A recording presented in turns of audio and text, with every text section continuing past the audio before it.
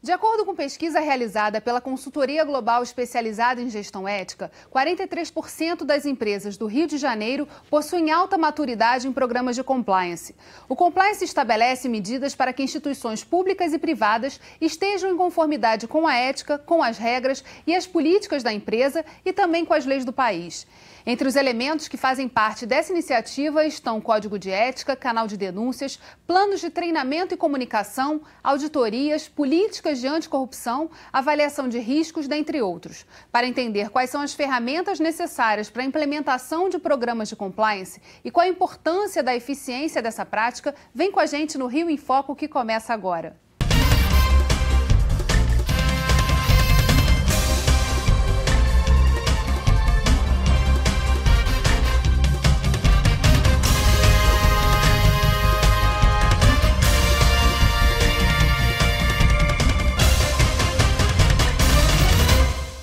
O Rio em Foco recebe o presidente da Associação das Empresas de Engenharia do Estado do Rio de Janeiro, a AERJ, Luiz Fernando Santos Reis, e o Controlador-Geral do Estado do Rio, Bernardo Barbosa. Do Estado do Rio, a Lei 7.753 de 2017 já tornou obrigatória a adoção de programas de compliance nas empresas que participam de licitações ou prestam serviços e oferecem produtos para órgãos públicos. Na entrevista a seguir, a advogada Ana Luísa de Sá explica qual o objetivo do programa de compliance e os desafios e particularidades da implementação no setor público. Vamos ver. Quando a gente fala em compliance, as pessoas tendem a achar que é porque já existe uma irregularidade. Não é isso. O programa de compliance ele vem novamente como um braço para auxiliar a governança corporativa, né? Então, dentro do setor privado, a gente sempre esteve preocupado com eficiência, esteve preocupado com a busca do lucro. O setor público está preocupado em prestar um bom serviço à sociedade, né? Em oferecer bons serviços ao público. Também existe a eficiência do setor público, mas nem sempre eu estou muito preocupada mais com a governança, eu estou preocupada em assuntos pontuais. Eu tenho que resolver determinado assunto público que está acontecendo agora, amanhã o meu assunto público é outro, quando na verdade você tem que ter um pensamento de cima, né? Um pensamento do processo como um todo. Então acho que a dificuldade é um pouco também cultural e a dificuldade de dotação orçamentária. A empresa tem mais liberdade, de repente, para poder dizer quanto ela vai destinar de recurso para que um determinado setor possa melhorar o seu programa de compliance. No setor público, tudo isso é mais complicado, né? Mas ainda assim, com a recente legislação, vai ter que adotar código de conduta, vai ter que adotar política, adotar procedimento, coisas até que já existiam, mas que agora vão ter que ser sistematizadas. Não, o próprio decreto 8.420, ele menciona que o programa de compliance vai ser implementado respeitando o porte de cada empresa. Então, o programa de compliance pode ser mais complexo ou menos complexo. Vai depender se é uma empresa pequena, pequeno porte, uma grande corporação, certamente vai ser muito mais complexo, vai ter mais setores, mais pessoas para gerenciar, né? Mas qualquer uma dessas empresas, desde a pequena até a grande, pode ter um programa de compliance customizado para elas. Só tem que ter alguns elementos que são básicos, né? Ter um canal onde as pessoas possam reportar, ter um código de conduta, ter uma análise de riscos, tudo isso elas podem ter um treinamento de funcionários. Agora, outros mecanismos que já são um pouco mais sofisticados vão ser reservados às corporações grandes e às empresas de pequeno porte, ninguém vai exigir delas que elas também tenham um custo em relação a isso que nem vai utilizar, né? Nem vai ser necessário. Em relação ao setor público, o que hoje o Rio de Janeiro já está fazendo para adotar tanto esses programas de compliance e discutir melhor essa questão da governança e pensar qual é a relação, né, com o setor privado a partir, então, de códigos de conduta e etc. No Rio de Janeiro, nós temos alguns marcos legais recentes. A gente pode citar a Lei 7753 de 2017, que já prevê a obrigação para as empresas que contratem com o governo do Estado do Rio de Janeiro apresentarem até 180 dias um programa de integridade. Em 2018 veio a Lei 7989, que foi a lei que criou a Controladoria Geral do Estado. E ali nós temos algumas macrofunções, como auditoria governamental, ouvidoria, né? A advogada acabou de falar de canal, né? Um canal de denúncias, então ouvidoria do Estado. Ouvidoria Geral e Transparência do Estado no Rio de Janeiro, tem a transparência também como macrofunção, visa também a coletar essas informações. Você tem um decreto que regulamenta no âmbito estadual, decreto também de 2018, a lei anticorrupção, que é uma lei federal, mas que também se aplica ao Estado do Rio de Janeiro. Então, a partir de 2017 começou esse movimento legislativo. E no atual governo, o que a gente vê é que logo no início do governo, no dia 1º, todos os secretários de Estado assinaram um termo, né, de compromisso, uma declaração de compromisso ético, onde tem ali vários princípios até internacionais, com a ética, com a transparência, com o governo aberto, e defesa de pessoas que denunciam atos de corrupção. Então, isso é um caminho irreversível. Eu costumo dizer que esse caminho da ética, tanto no negócio, no setor público quanto nos negócios privados, é um passo civilizatório que o Brasil vai ter que dar. Não dá mais para a gente continuar em 105º lugar no ranking de percepção de corrupção, junto com países de potencial econômico muito mais baixo que o Brasil, e a gente continuar patinando nessas posições por falta de adequarmos mecanismos de conformidade ética.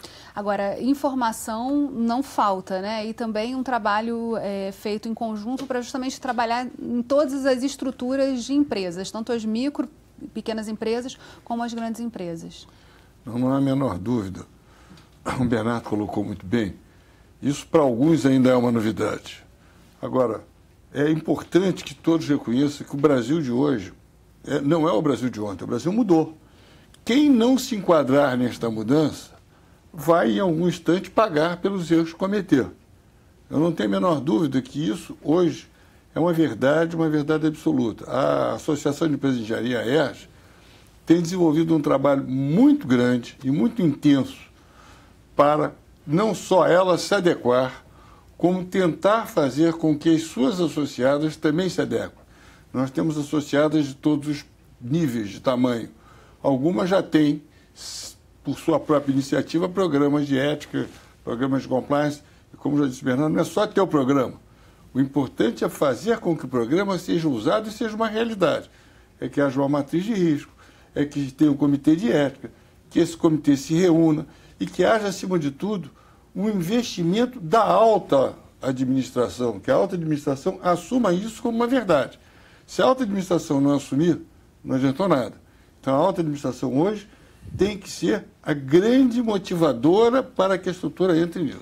E aí a gente está falando, puxando para uma relação com o setor público, da alta administração. A CGU hoje já indica, né, Controladoria Geral da União, o que precisa ser feito. E aí o Estado também tem essa função de trazer para a realidade do Rio de Janeiro para que isso aconteça no dia a dia. Como é que funciona isso? O que é que nós estamos fazendo? A CGE é um órgão novo, foi criada por lei em junho do ano passado, no final do governo que já estava de uma situação delicada, né, em razão dos acontecimentos aí que nós acompanhamos aí pela televisão. Então, nesse início de governo, o governo do Witzel, nós estamos assim reestruturando a CGE para fazer face a esses desafios de forma efetiva e de forma eficiente. Então, um exemplo que eu posso te dar. A Auditoria Geral do Estado, ela não estava dividida em áreas. Simplesmente os processos estavam distribuídos pelos servidores da auditoria de forma completamente aleatória. Na restauração, que deve ser aprovada em breve, já está na Casa Civil, nós já entregamos lá a proposta do decreto, nós teremos áreas setoriais, de maneira que cada secretaria vai ter uma coordenação específica. Para quê? Para que esses servidores estejam voltados, atentos aos riscos principais de cada secretaria. Por exemplo, turismo está sujeito a determinados riscos, Secretaria de Obras está sujeito a determinados riscos. Então, se eu tenho servidores especializados em auditar aquele tipo de contrato, nós temos condições de auxiliar no gerenciamento de risco e mitigar a ocorrência de fraudes em licitações. Isso não era feito antes. A gente vai fazer um rápido intervalo e voltamos já. Rio em Foco aqui, política e economia caminham juntas.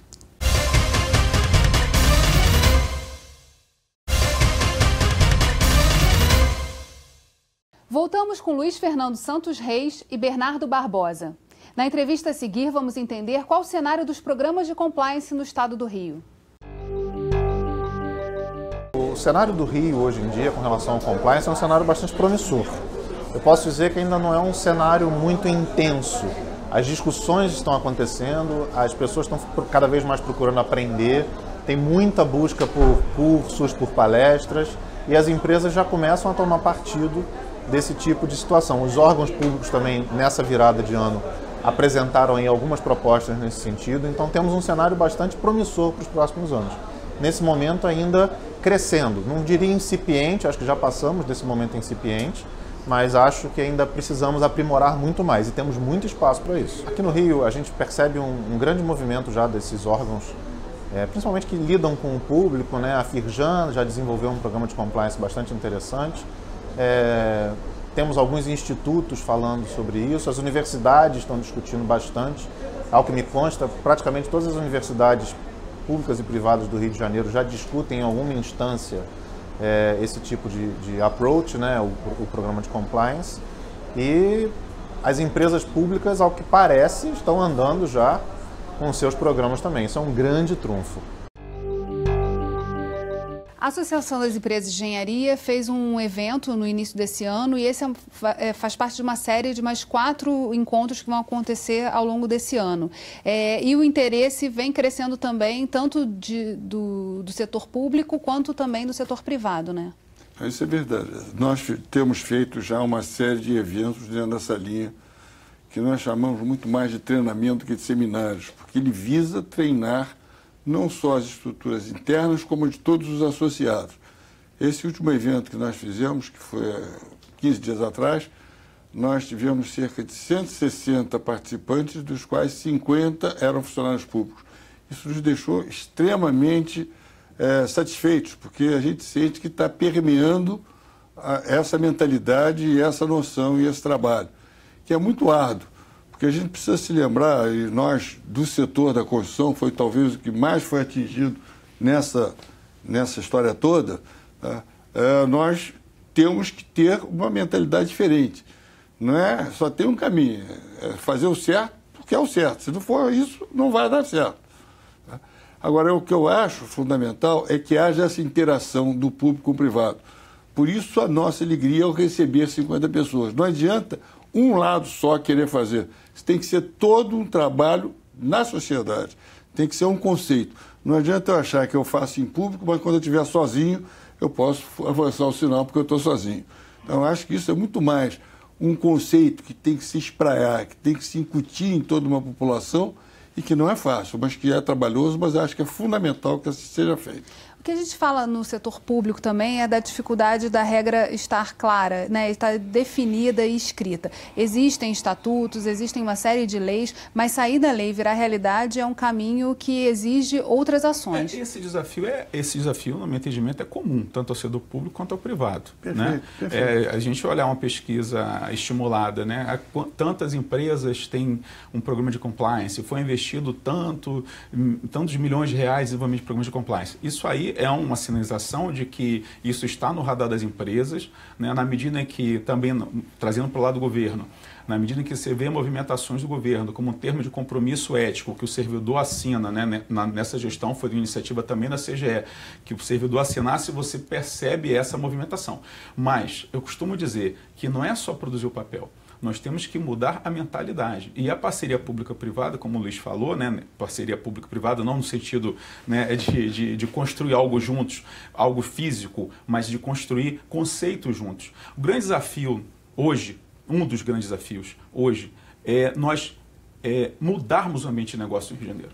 O ambiente de negócio no Rio de Janeiro, o ambiente, durante décadas, um ambiente contaminado pela corrupção.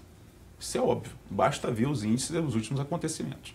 E aí você quebra, né, alguns dos princípios constitucionais como a livre iniciativa. Como que a livre iniciativa se o jogo é de cartas marcadas? Como que a livre iniciativa e as empresas podem concorrer entre si livremente e o melhor, o mais eficiente, ter o melhor lucro, né, conseguir fechar o contrato, se aquele contrato já está combinado desde lá de trás?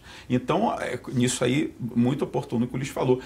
Tanto o setor público quanto o privado tem que caminhar na direção da integridade, cada qual fazendo os ajustes à sua realidade, mas isso tem que ser conceitos que tem que permear tanto o setor público quanto o privado.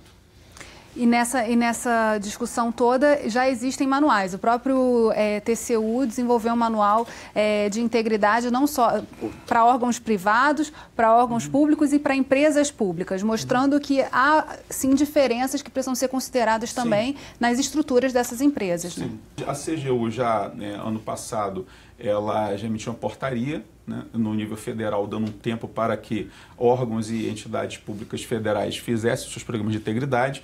E aqui no Rio de Janeiro, no atual governo, nós estamos já reestruturando até a equipe, trazendo pessoas de fora para integrarem os quadros da CGE, para que nós também iniciemos a elaboração do programa de integridade do governo, que vai servir de parâmetro para que cada secretaria e cada órgão replique também internamente. Primeiro, eu acho que o manual é importante, mas é muito mais importante a conscientização e a aplicação dessa vontade do que do manual.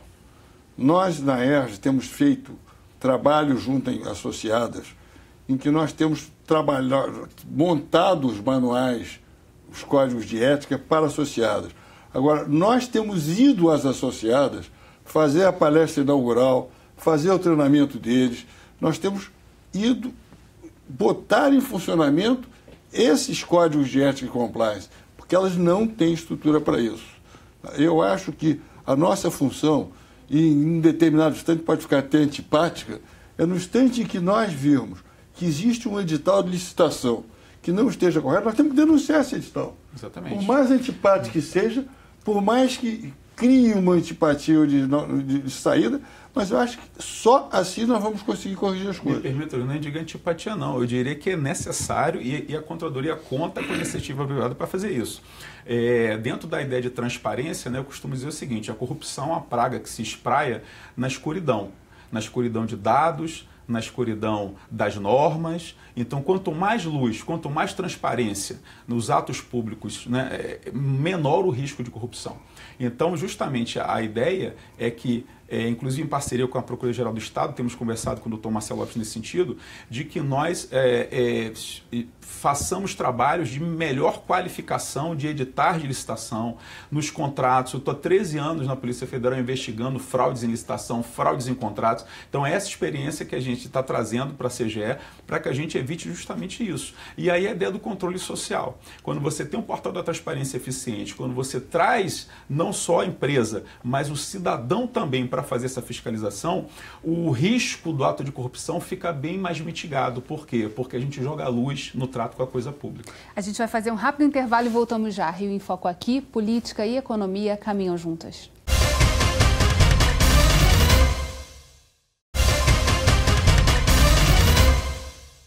Vimos até aqui que credibilidade, transparência e melhoria na governança são alguns dos pontos positivos de empresas e instituições públicas e privadas que adotam os programas de compliance.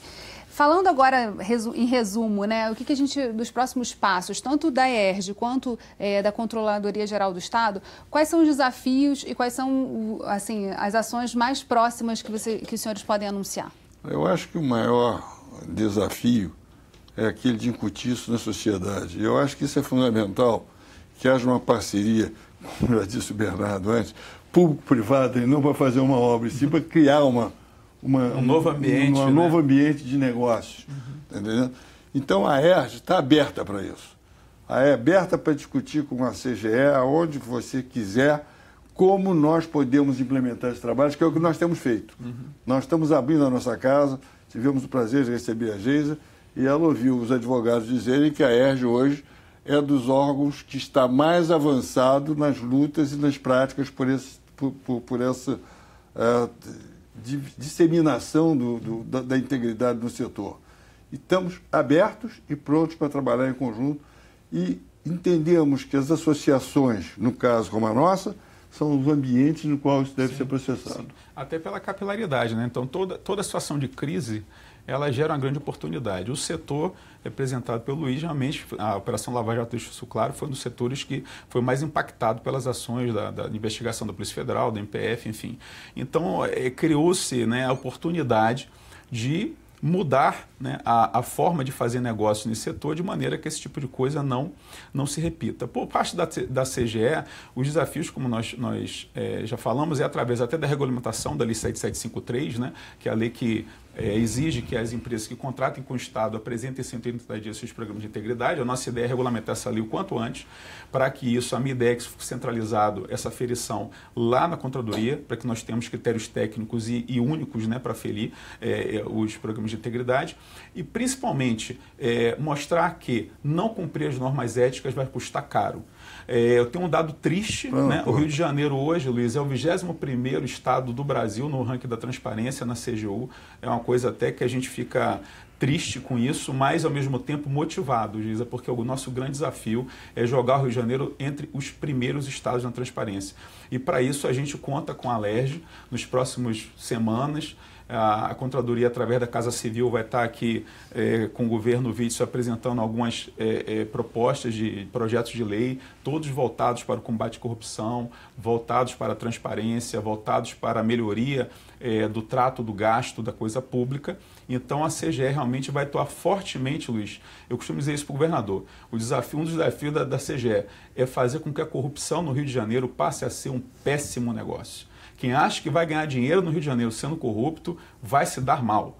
Quem quiser ganhar dinheiro no novo Rio que está surgindo, trabalhe com a ética, trabalhe com eficiência, com competência, com criatividade, com inovação. Esse é o ambiente de negócios que o Rio de Janeiro tem que prosperar. Ser corrupto no Rio, repito, vai se tornar um péssimo negócio, porque a lei anticorrupção vai ser aplicada implacavelmente. Como é que tem sido a relação da CGE com as secretarias? Porque algumas das secretarias também anunciaram que criaram diretorias, enfim, subsecretarias para cuidar também dessa questão do compliance. Então, é um diálogo permanente? Permanente. Como é que a CGE está assumindo, né, nessa gestão uma relação muito boa com todas as secretarias, né? Nós somos o controle interno do governo estadual como um todo. Mas, muito antes da questão repressiva, a nossa ideia é uma atuação proativa de melhorar a gestão, melhorar a governança. Então, nessa reestruturação que eu mencionei aqui, está sendo criada uma superintendência de melhoria do gasto público.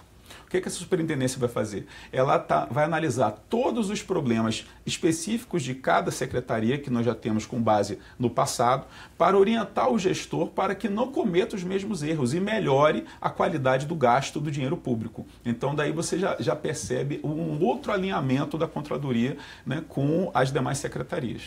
De trabalhar essa análise preditiva, né, e Exatamente. preventiva. E só com relação ao compliance, nós não temos como macrofunção, né, como eu falei, a integridade, embora seja uma das nossas atuações, mas a minha ideia é, juntamente com o nosso corpo qualificado, criar um grupo de trabalho com algumas secretarias que eu já identifiquei que estão se antecipando a essa demanda, de forma que esse grupo de trabalho, capitaneado pela CGE, produza, né, os documentos principais para serem replicados nas demais secretarias. A nossa busca por essa transparência de tal ordem, que nós em agosto de 2018 fizemos um ofício para os órgãos, secretarias de Estado, secretarias municipais, dizendo que dentro da lei de transparência, a ERJ poderia, como todo qualquer cidadão, fiscalizar as obras, pedindo os documentos. E hoje nós passamos a fazer isso também com os ordenadores de despesa.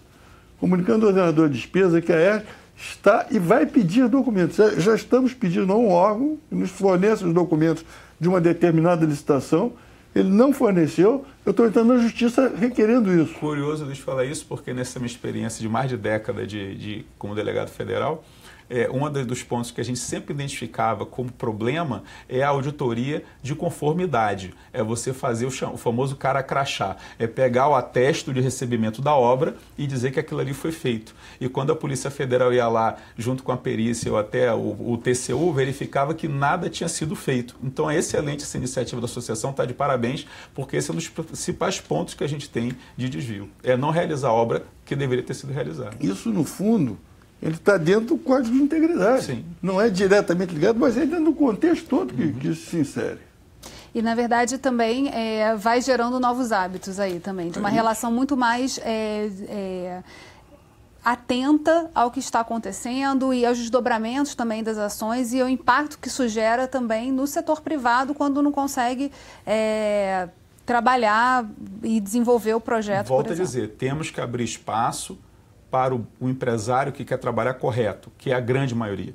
Temos que abrir espaço para as empresas que estão focadas no lucro, sim. A empresa visa o lucro, mas o lucro dentro da norma ética, dentro do mandamento legal, né, respeitando as leis. Então, esse é o grande desafio. Bem, infelizmente, nosso programa chegou ao fim. Obrigada, Luiz Fernando, obrigada, Bernardo, e obrigada a você, telespectador. Acesse o nosso canal do YouTube para continuar acompanhando a nossa programação. E se você deseja enviar dúvidas e sugestões, os nossos endereços de e-mail e WhatsApp estão aparecendo aí na sua tela. TV Alerj, o canal do Povo Fluminense. Até a próxima.